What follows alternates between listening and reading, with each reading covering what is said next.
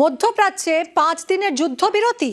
ইরানের কোনো তাপবিদ্যুৎ কেন্দ্রে আগামী 5 দিন হামলা হবে না জানিয়ে দিলেন মার্কিন প্রেসিডেন্ট ডোনাল্ড ট্রাম্প। যুদ্ধ পরিস্থিতি নিয়ে ইরানের সঙ্গে সদর্থক আলোচনা হয়েছে বলেও জানান তিনি। যদিও এই সিদ্ধান্ত সাময়িক, আলোচনার ভিত্তিতে পরের পদক্ষেপ। হরমুজ প্রণালীতে ইরানের বাধা রুখতে বড় পদক্ষেপের ঘোষণা করেছিলেন ট্রাম্প। দিন দুয়েক আগেও 48 ঘন্টার সময়সীমা বেঁধে দিয়েছিলেন, হুঁশিয়ারি দিয়েছিলেন হরমুজ প্রণালী না খুললে ইরানের বিদ্যুৎ কেন্দ্রগুলি ধ্বংস করে দেওয়া হবে। সোমবার সেই সময়সীমা শেষ হওয়ার কথা, আর তার আগেই ইরানের বিদ্যুৎ কেন্দ্রে হামলায় 5 দিনের বিরতির কথা ঘোষণা করলেন ট্রাম্প।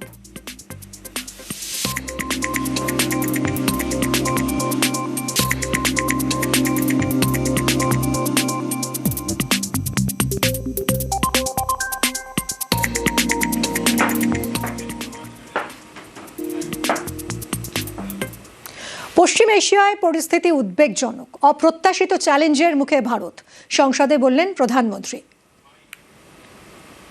इस समय पश्चिमी एशिया के हालत चिंताजनक है। इसका पूरे विश्व की अर्थव्यवस्था पर, लोगों के जीवन पर बहुत ही विपरीत असर हो रहा है। भारत के सामने भी इस युद्ध ने अप्रत्याशित चुनौतियां खड़ी कर दी है। ये चुनौतियां आर्थिक भी हैं, नेशनल सिक्योरिटी से जुड़ी भी हैं और मानवीय भी हैं।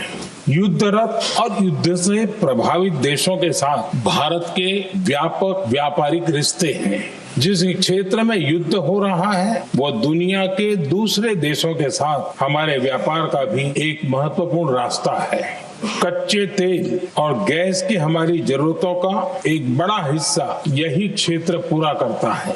लगभग 1 करोड़ भारतीय खाड़ी देशों में रहते हैं और वहां काम करते हैं। समंदर में जो कमर्शियल शिप चलते हैं उनमें भारतीय क्रू मेंबर्स की संख्या भी बहुत अधिक है। भारत की चिंताएं स्वाभाविक रूप से अधिक है।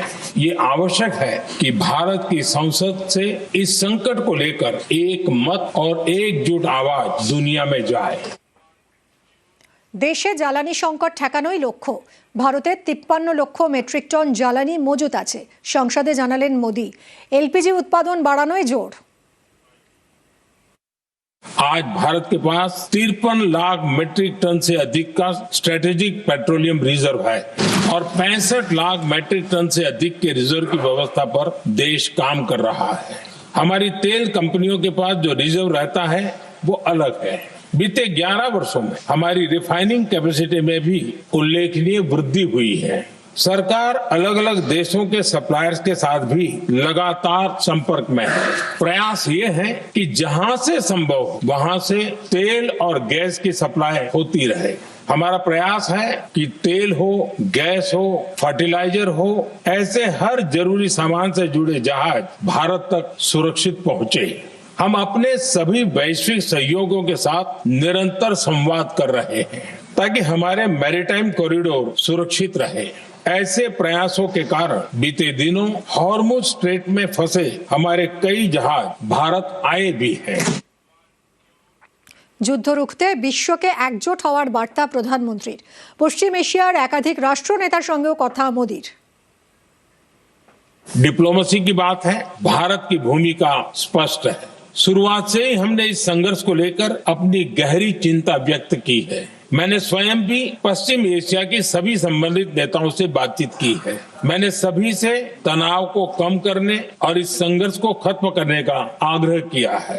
भारत ने नागरिकों, एनर्जी और ट्रांसपोर्ट से जुड़े इंफ्रास्ट्रक्चर पर हमलों का विरोध किया है। कमर्शियल जहाजों पर हमला और हॉर्मुज स्ट्रेट जैसे अंतर्राष्ट्रीय जलमार्ग में रुकावट अस्वीकार्य है। बातचीत और कूटनीति ही इस समस्या का समाधान है। हमारे हर प्रयास तनाव को कम करने, इस संघर्ष को समाप्त करने के लिए है। इस युद्ध में किसी के भी जीवन पर संकट मानवता के हित में नहीं है। इसलिए भारत का प्रयास सभी पक्षों को जल्द से जल्द शांतिपूर्ण समाधान के लिए प्रोत्साहित करने का है।